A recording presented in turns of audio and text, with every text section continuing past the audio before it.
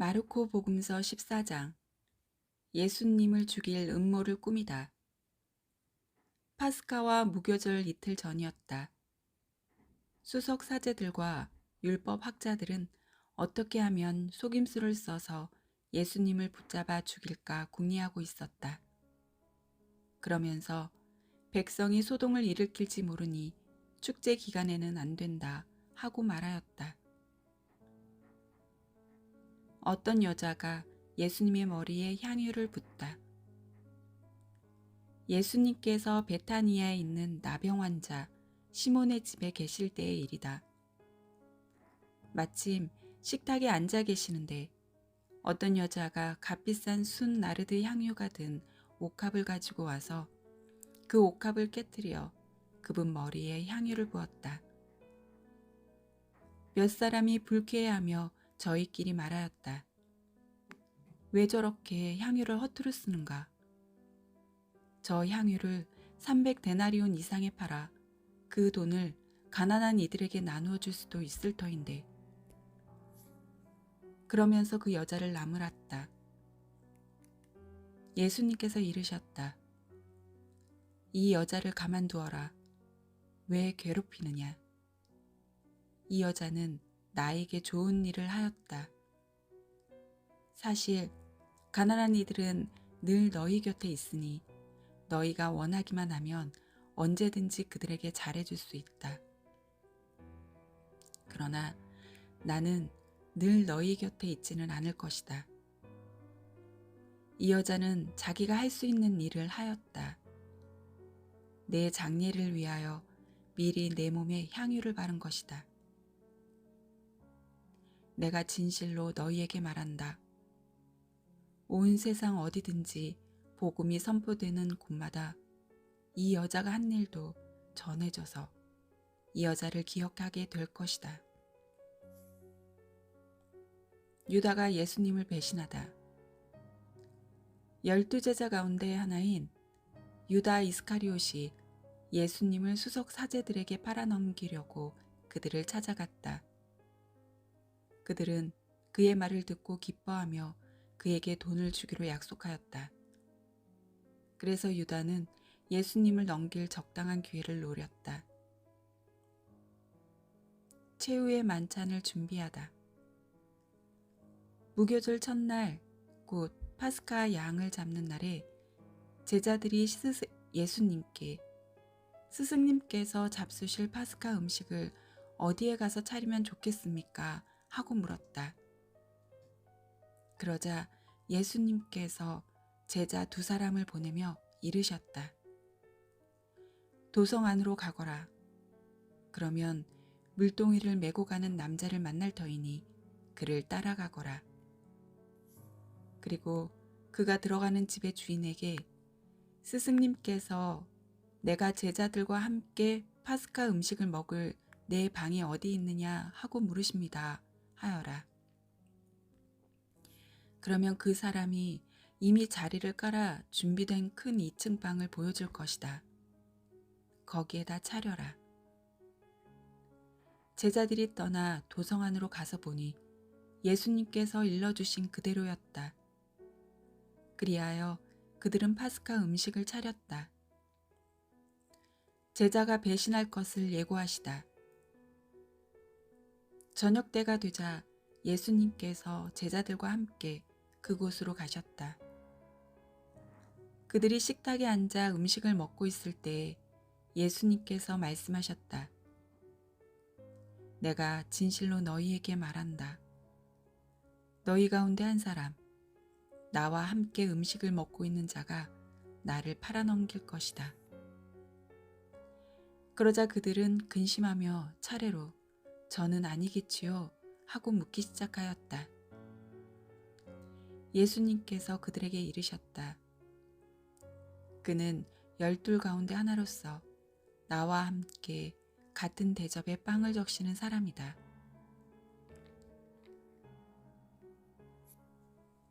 사람의 아들은 자기에 관하여 성경에 기록된 대로 떠나간다. 그러나 불행하여라. 사람의 아들을 팔아넘기는 그 사람.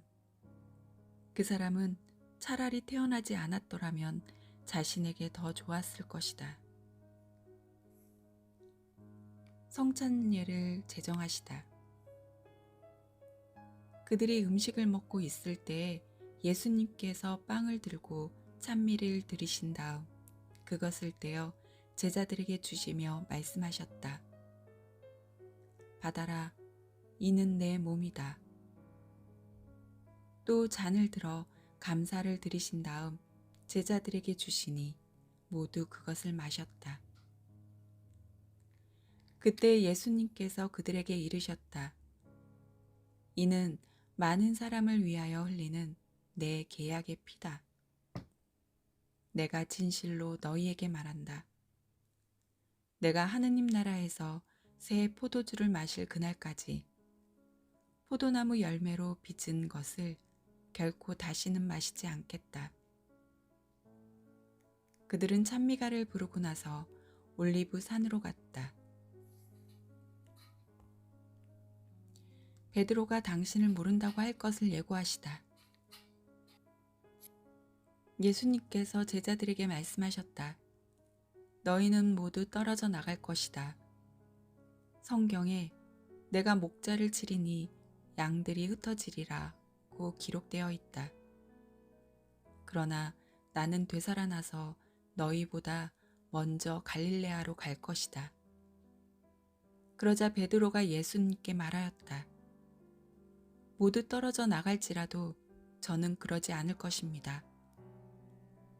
예수님께서 그에게 말씀하셨다. 내가 진실로 너에게 말한다. 오늘 이 밤 닭이 2번 울기 전에 너는 3번이나 나를 모른다고 할 것이다. 그러자 베드로가 더욱 힘주어 장담하였다. 스승님과 함께 죽는 한이 있더라도 저는 결코 스승님을 모른다고 하지 않겠습니다. 다른 이들도 모두 그렇게 말하였다. 겟세마니에서 기도하시다. 그들은 겟세마니라는 곳으로 갔다. 예수님께서는 제자들에게 내가 기도하는 동안 너희는 여기에 앉아 있어라 하고 말씀하신 다음 베드로와 야고보와 요한을 데리고 가셨다. 그분께서는 공포와 번민에 휩싸이기 시작하셨다. 그래서 그들에게 내 마음이 너무 괴로워 죽을 지경이다. 너희는 여기에 남아서 깨어 있어라 하고 말씀하셨다. 그런 다음 앞으로 조금 나아가 땅에 엎드리시어 하실 수만 있으면 그 시간이 당신을 비켜가게 해주십사고 기도하시며 이렇게 말씀하셨다. 아빠, 아버지께서는 무엇이든 하실 수 있으시니 이 잔을 저에게서 거두어 주십시오. 그러나 제가 원하는 것을 하지 마시고 아버지께서 원하시는 것을 하십시오. 그러고 나서 돌아와 보시니 제자들은 자고 있었다. 그래서 베드로에게 시몬아, 자고 있느냐? 1시간도 깨어 있을 수 없더란 말이냐? 너희는 유혹에 빠지지 않도록 깨어 기도하여라. 마음은 간절하나 몸이 따르지 못한다 하시고 다시 가셔서 같은 말씀으로 기도하셨다. 그리고 다시 와보시니 그들은 여전히 눈이 무겁게 내리감겨 자고 있었다. 그래서 제자들은 그분께 무슨 말씀을 드려야 할지 몰랐다. 예수님께서는 3번째 오셔서 그들에게 말씀하셨다. 아직도 자고 있느냐? 아직도 쉬고 있느냐? 이제 되었다. 시간이 되어 사람의 아들은 죄인들의 손에 넘어간다. 일어나 가자. 보라, 나를 팔아넘길 자가 가까이 왔다. 잡히시다. 그러자 곧 예수님께서 아직 말씀하고 계실 때 12 제자 가운데 하나인 유다가 다가왔다. 그와 함께 수석 사제들과 율법 학자들과 원로들이 보낸 무리도 칼과 몽둥이를 들고 왔다. 그분을 팔아넘길 자는 내가 입맞추는 이가 바로 그 사람이니 그를 붙잡아 잘 끌고 가시오 하고 그들에게 미리 신호를 일러두었다. 그가 와서는 곧바로 예수님께 다가가 스승님 하고 나서 입을 맞추었다. 그러자 그들이 예수님께 손을 대어 그분을 붙잡았다. 그때 곁에 서 있던 이들 가운데 한 사람이 칼을 빼어 대사제의 종을 내리쳐 그의 귀를 잘라버렸다. 예수님께서 나서시어 그들에게 말씀하셨다. 너희는 강도라도 잡을 듯이 칼과 몽둥이를 들고 나를 잡으러 나왔단 말이냐. 내가 날마다 너희와 함께 성전에 있으면서 가르쳤지만 너희는 나를 붙잡지 않았다. 성경 말씀이 이루어지려고 일이 된 것이다. 제자들은 모두 예수님을 버리고 달아났다.